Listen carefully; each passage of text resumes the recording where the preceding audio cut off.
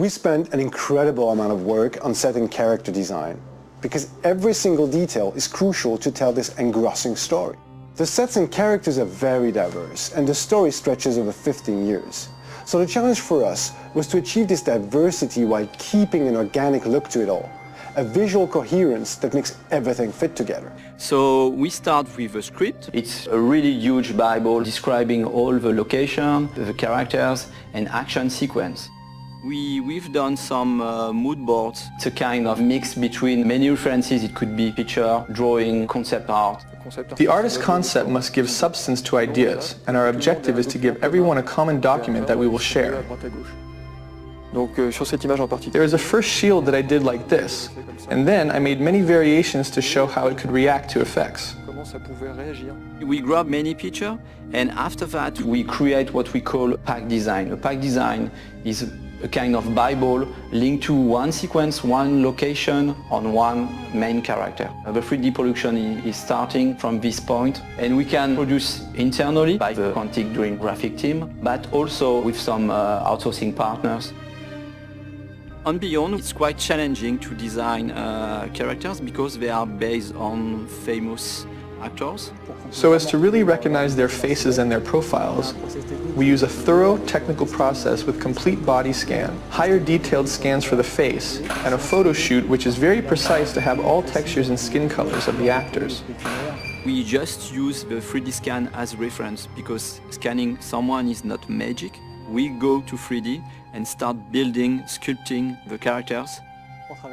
To work on the character emotion, I really lingered over the expression, the eyes, the mouth, the same places that we look when we speak to someone.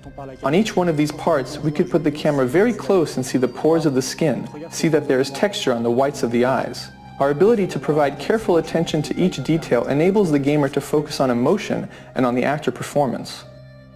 Nothing's gonna stop me from seeing her.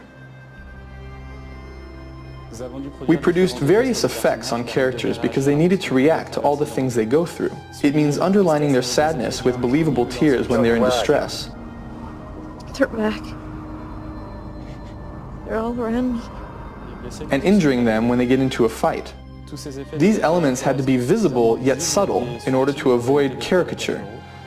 This required close collaboration with the team in charge of lighting in order to correctly highlight these details. Tell them to leave me the fuck alone, because next time, I'll kill everyone. In scenes with bad weather, or when the character goes through natural elements like a river, we must find the right balance between what visually happens in the background, what happens to the character, and even sometimes what can be visible on the camera lens, for example, water flowing on the screen. What was unique is being able to make Jodie evolve. We can follow her through many years, since childhood.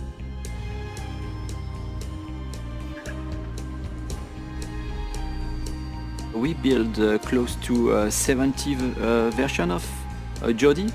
She experiences so many moments that we could make her character very distinctive according to the period of her life. We have to propose a particular and different emotion through each version of Jodie. So we spend many time with the artist concept and fashion designer to dress, to see how we could change the haircuts of an actor to make him younger or older in a consistent way. One of the main challenges was to make Jodie look younger. We had very few references, and it was very delicate work because we didn't know if we were getting it right. When we put the trailer online, Ellen came back to us and told us her mother had recognized her at the age of 9. That's the best compliment we can receive as character artists. Hello, Jodie. Come in. In Beyond, we follow mainly Jodie and also our close relation, for instance, Dawkins. I thought it would be a good idea for us to have a little chat, get to know each other a little better. We can see him growing and reaching maturity. He begins as a laboratory scientist and he finishes by directing a whole department. We wanted to give him a paternalistic side with Jodie, and at the end, an authoritarian aspect. There are more than 300 characters in the game. Once we created a digital double like the one of Ellen or Willem, if others are not as good, we will see it immediately. So there was a considerable effort to bring all the characters of the game at the same level than the main characters. لك حظ كاستي حياتي لن أنسى فعلك هذا أبدا. The highlight of Beyond was to go through an epic journey with Jodie, spanning 80 different set pieces. it's slightly different from Heavy Rain. We have a much more huge palette of scene and environments. It could be a Navarro desert, tiny rooms, huge complex. It's hard to manage because we are talking about small and tiny rooms with a huge level of details, and also a kind of open world environments where we need to improve the same level of details.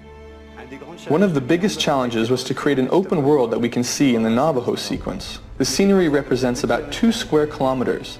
It's been a joint effort between the vision of David, the technical restrictions, and the artistic vision. Another challenge was to build a section of a city. We did a lot of research on homeless people lived in the United States, and so we worked together to characterize each nook and cranny. I guess we pushed on both our engine and the capabilities of the PS3. We also make the sequence changing according to the weather. We moved from a sunny Navajo set to a completely snow-covered homeless set. We can find ourselves in atmospheres totally different, but inside the same sequence. We moved from a daytime environment to a sunset and nighttime environment. This is the same sequence, the same street, but a totally different atmosphere. The set is rarely in the same state when we begin the sequence and we finish it. For all our effects, we relied heavily on our internally developed particle system because it allowed us to display a large number of small particles in which we could apply physics-based dynamics. Thanks to this, we've been able to have Jodie escape a collapsing, burning building, while at the same time outside there's a blizzard of about 50,000 flakes. In Beyond, we speak about Jodie, but also about our connection with an entity. It was a real challenge for us. When we go through an object, we have to foresee the interior of this object.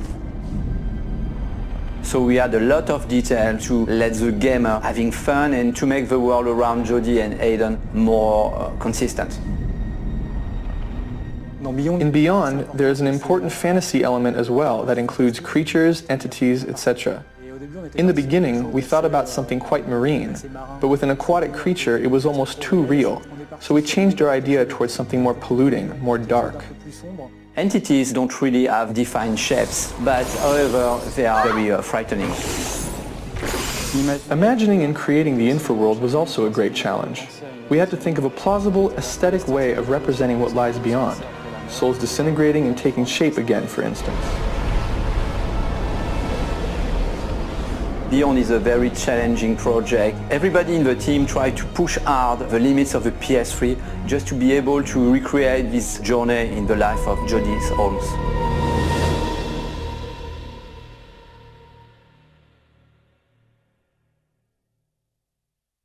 PlayStation